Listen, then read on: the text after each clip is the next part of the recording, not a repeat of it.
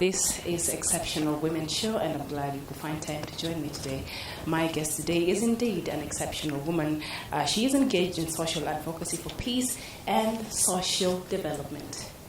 Betty Adera, thank you for joining me on the show today. Thank you. My pleasure. So why is a peace message important for Kenyans to hear, especially at this point in time? Well, I think most importantly is that historically, every 5 years or every other time when we go to the main polls or by-elections, it is marred with the heightened temperatures around who am I supporting, which party is going to win, and in some cases the stakes are extremely high, like this season. And borrowing from past experience, I think we cannot bury our heads in the sand and assume that everything is going to be okay. But having said that, I think the term peace needs to be talked about every day as a process and not as a one-off, from the perspective that every other social service that needs to happen and does not happen then causes peace. So the concept needs to embrace peace in a broader sense and bring it down to everyday occurrences. Okay. So you've made reference to what happened in 2007 and 2008.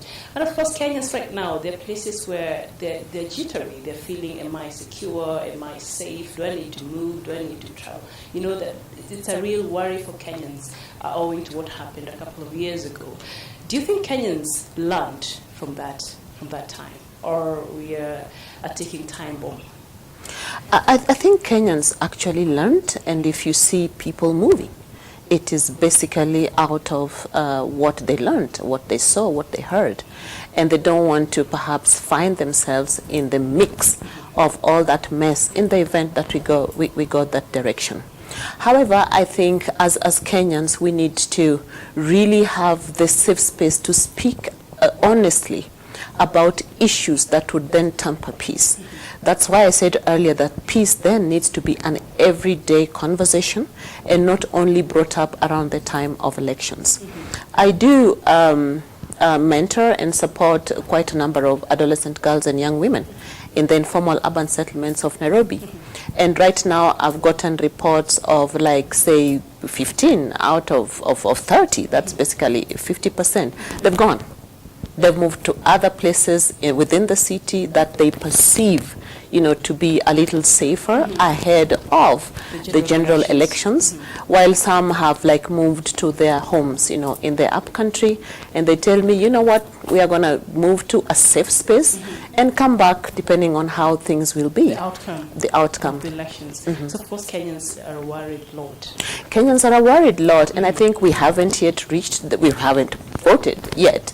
But if we see what has been happening from the time that we had the primaries, the party primaries, and all the campaigns, up to this time, and even if you leave the presidential one, if you come to the gubernatorial, to the MCA, to the MP one, things sometimes get pretty thick, within the campaign period, and many such people feel that they don't want to stay when they are uncertain about the capacity of the government to secure their security, to protect them. Oh, wow.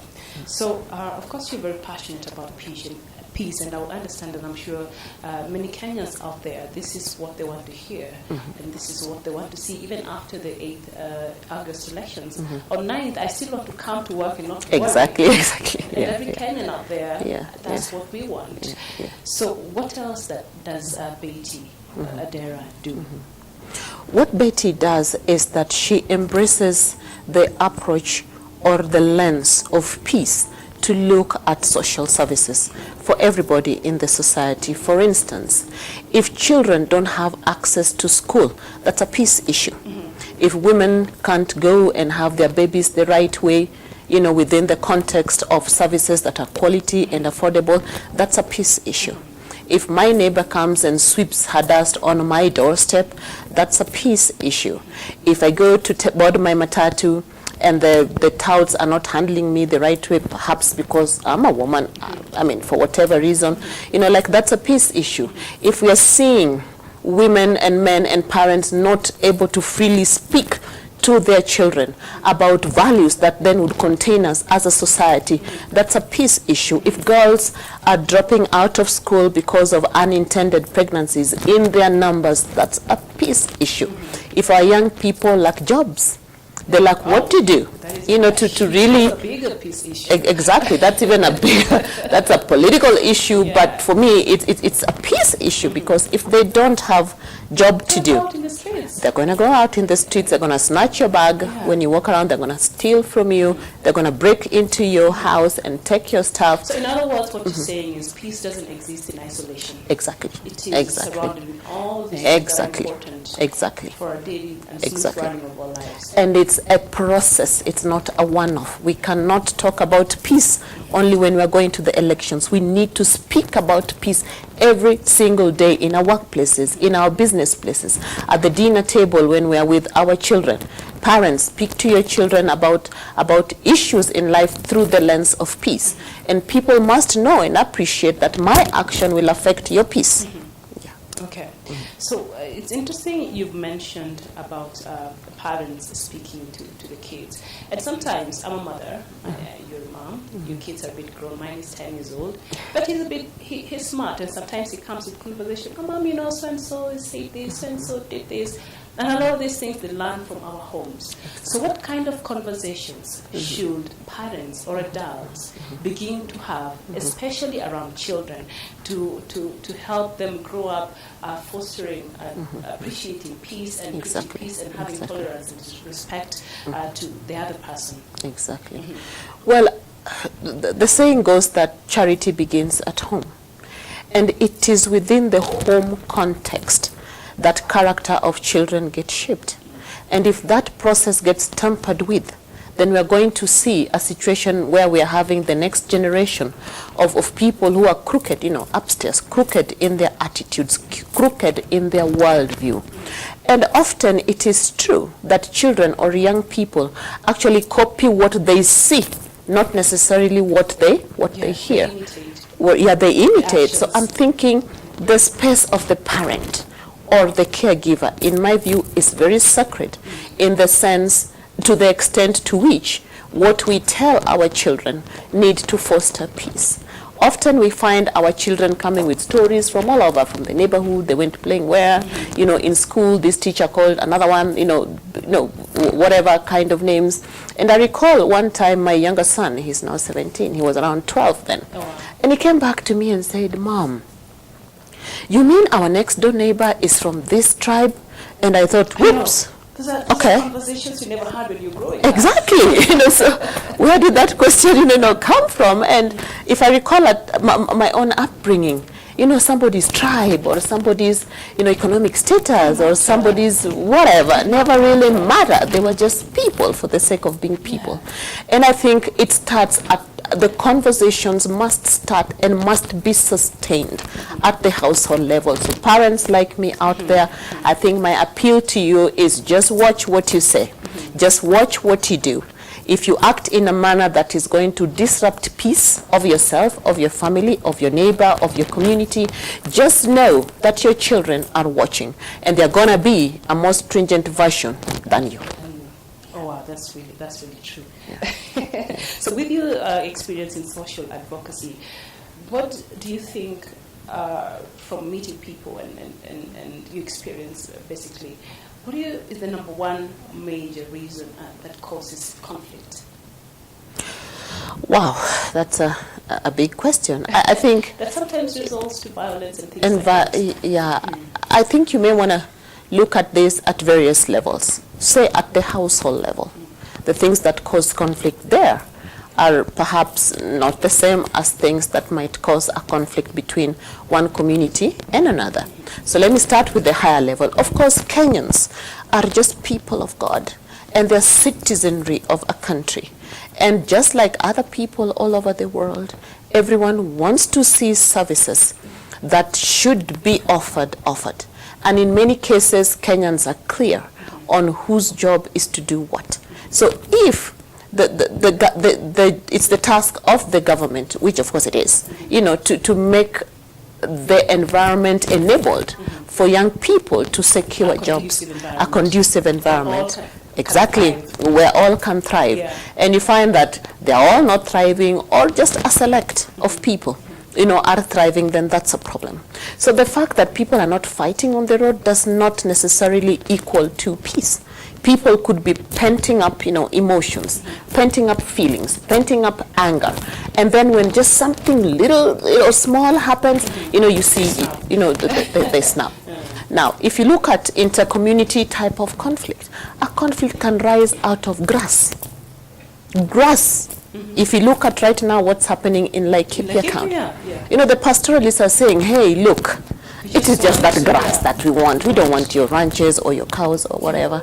But the ranch owners are saying, this is our space. You can't, access this. It's a private property. And some of these were acquired from... Exactly. Yeah, these are some of the, maybe not living in the right way. Exactly. They add up to the historical injustices. And truth be told. And I'm thinking that the kind of peace approach that I bring to society is one where we can talk about issues. Then as long as we talk, we will not fight. So the ranchers and the pastoralists just need that space where they can speak out, and just come up to some agreement of some sort. And then everyone stays happy. If you come down to, say, at the family level, well, of course, that is where life begins. And at the family level here, it can be anything, everything. Pressures from work, parents who perhaps are broke, and there's, pressure, to pay school fees. And the times are so hard, and they've been so hard for so long. And it doesn't have to be that way. So you find that, parents, caregivers, or adults within the house space, bring in tensions from out there. And where do you vent it off? You vent it off on the person you consider is of a lesser level than you. It could be your wife, it could be your child. Something just like you've stuck in traffic here in Nairobi for 3 hours. You get to your home when you're already so worked up. Even your dog will notice today the master is angry. And sometimes you've been looking for the unga in the supermarkets and you didn't find. There you go. It's everything. It's everything in there. Yeah. Okay. So you're highly experienced in matters public health. Sure. And of course you've mentioned that even a lack of some of these things still causes a lot of the lack of peace to people who are directly affected. So tell us about your experience in matters public health. Okay. Well, public health is a broader field, of health that sort of looks at a community approach towards sustaining and preventing health. So if I just cite a couple of examples, is that, for instance, HIV. Like young people are holding the heaviest burden of HIV in sub-Saharan Africa, and Kenya is not an exception. And if you break the young people further down, you find that women and girls between the ages of 15 and 24 actually hold the greatest burden of even new HIV infection. And remember, this is a period in a young woman's life when she's trying to acquire an education. At some point, this is the time she starts a job, whatever that looks like. At some point, this is the time she has her first child, whether within marriage or outside of marriage. So there's a lot that goes on in the life of a young woman within that particular age category. So you find that much as we say that the first step towards HIV prevention is testing. So how many really know their HIV status? There's a problem right there, and that's also a peace issue, because except they get to know their HIV status, then the next step of linking them to care, treatment, and support can't happen. A service such as, say, family planning, which is information that really all women at the right age needs to have access to. This is one intervention that has been merged with a lot of suspicion, a lot of myths and misconceptions, and then you find the young girls come to tell me that, Madam, nilishtuka tu, that I'm pregnant, I'm expecting, and I don't want to, I want to keep the baby, but that means I have to drop out of school. And if that happens, then here is the real picture. This young lady is going to drop out of school. Then what happens to her and the child that she's going to bring forth? Then it means that we are diminishing as a community rather than moving forward, because the next generation should be better than this one. And if the young mother doesn't get an education herself, you know, you don't know what. Yeah, you don't expect better from her children. Sometimes they go to the facilities and they're judged. You know, the healthcare workers there, you know, like judge them. Those ones of, okay, so you are 14. Who the hell were you having sex with? And if you have those kinds of questions, then the young people won't come. And if they shy away, and if they don't come, then the question begs that where are they? And what are they like doing, you know, with themselves? So again, that's a peace issue right there. Okay. Wow, deep conversation. We're going to take a short break. Don't go too far. Betty will come back and she'll be telling us about this great idea of a peace concert that she is intending to organize in the coming few days. So don't go too far. We'll be back in a bit.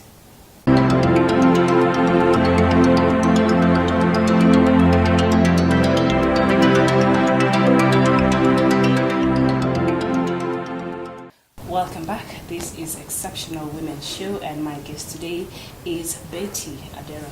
So now, Betty, when you look at now with the campaigns and the political, temperatures are high, and both leaders in the political device, they're going around saying, peace, we need peace in Kenya, we need peace this, peace that.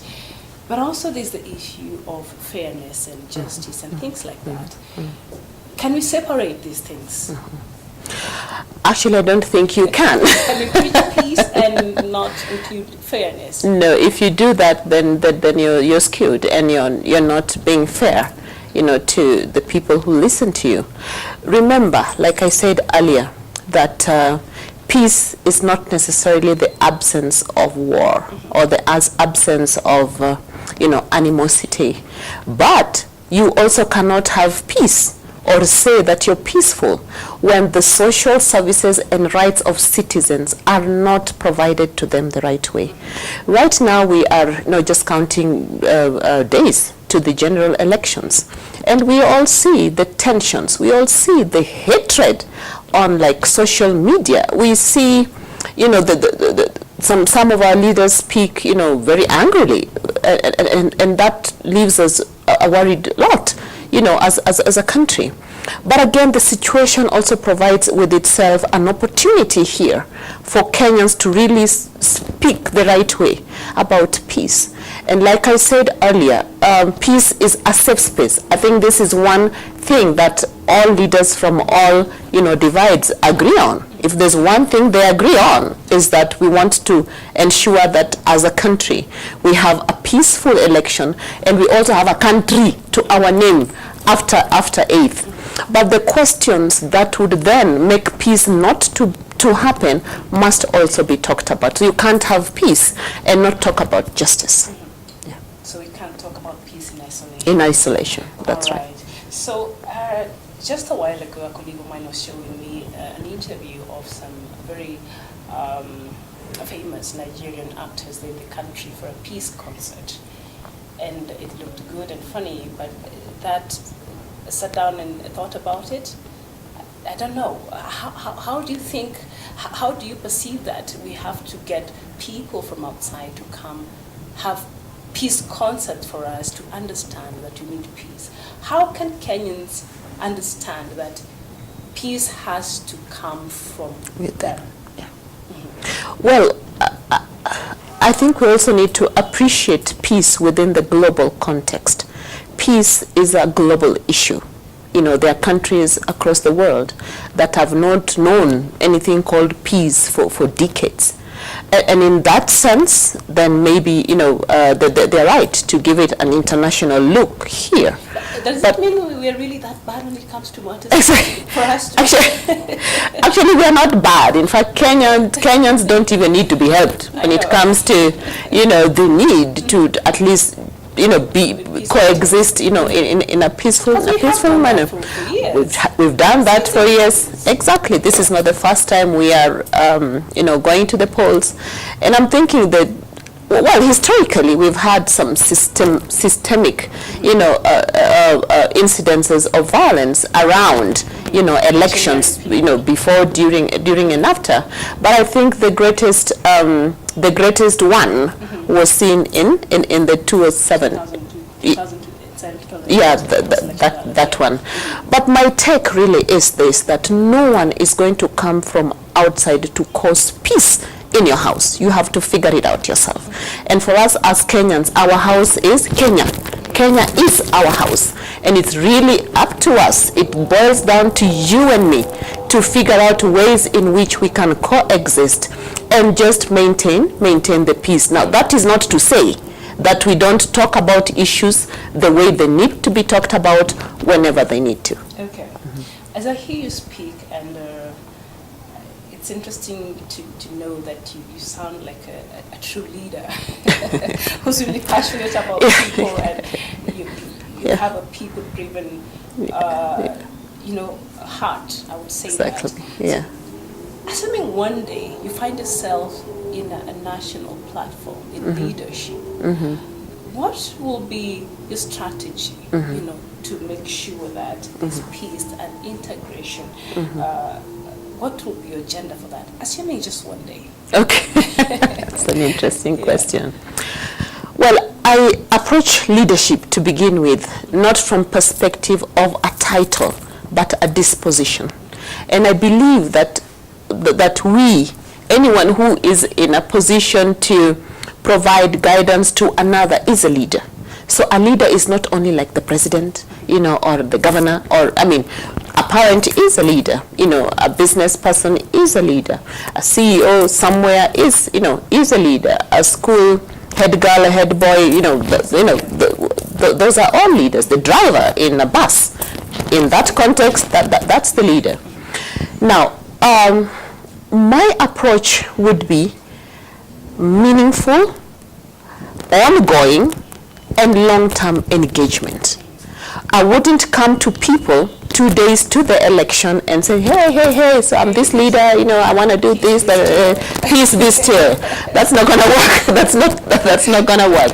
But I would take the approach of fostering a strategy of dialogue and just being a leader wa kuambiwa. Being a leader who I can sit down and just hear it roll from the people I lead. Remember, leadership is about engaging people and providing guidance so that they achieve some goal by themselves. Remember, the person doing is not me. The person would be doing is that person. But then my leadership role would be to provide the guidance, to provide in a participatory way, how can we do this, and just building consensus, as you go. The minute you open up your space, and this would be my strategy, for dialogue, for people to talk to me, for people to talk with me, for people to talk at me, then it gives me also the platform to know, so with this particular group of people, this is their priority, this is their issue, that if we work together to fix that, then we will be talking about a peaceful coexistence. It's not a one-size-fits-all approach. Exactly, not a one-size-fits-all approach. Every person, every individual person, every community, every segment, every gender, just have their own tailored solution. Okay, so you have this novel idea of having a peace concert in your great mission of spreading peace and creating awareness around peace. Can you share with the viewers? Well, myself and a couple of other like-minded Kenyans, think about peace in a broader sense. And we feel that would be actually selfish if we don't share this, with the fellow Kenyans, because at the end of the day, my action is going to determine whether you're peaceful, or not. My attitudes, my utterances will determine whether you're peaceful or not. So we came together and we are in the process of planning a peace concert. Now, this would be a concert here in Nairobi. I think we will communicate the details a little later. And we just want to say that I, Betty Adera, am for peace. You, whoever you are, wherever you are for peace. You actually don't even have to come to Nairobi to the concert. Wherever you are, you can, just make that declaration and upload it in a platform that we are going to provide. But remember, our main message is peace begins with you, it begins with me, and your actions and my actions will determine whether we are having peace or not. But I think one thing I want to point out that is the most crucial with this concert is that it would be the beginning of a long journey to converse with Kenyans, to open up a space for Kenyans to speak freely about their everyday issues that infringe on their peace. And if there are things that we need to point out to leadership at whatever level, that would be done within that particular safe space.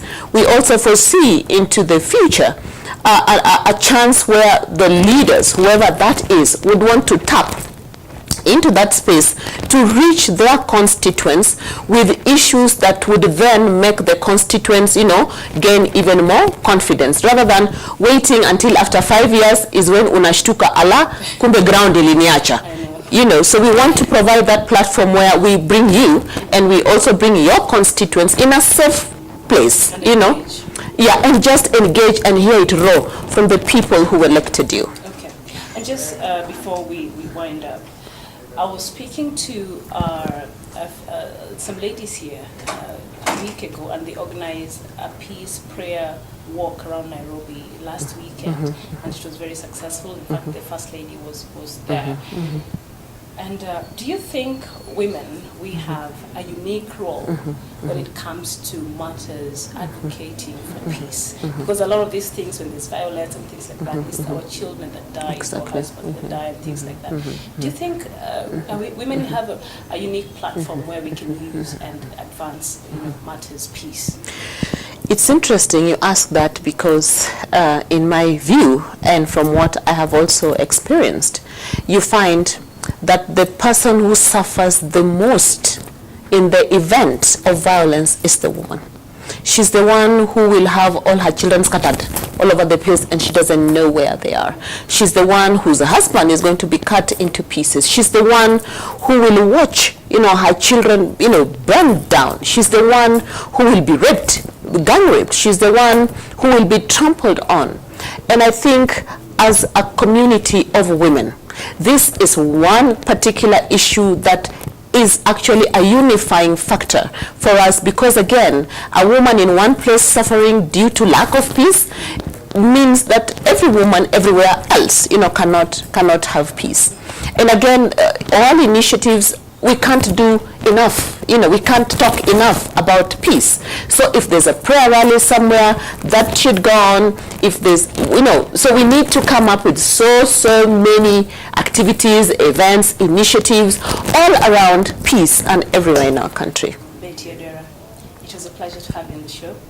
And your message is loud and clear. Peace, peace, peace. My pleasure. To all Kenyans. My Thank pleasure. you. And keep preaching peace. That's all we need to hear right now. Peace. This has been the Exceptional Women Show, and until next time, thank you for watching.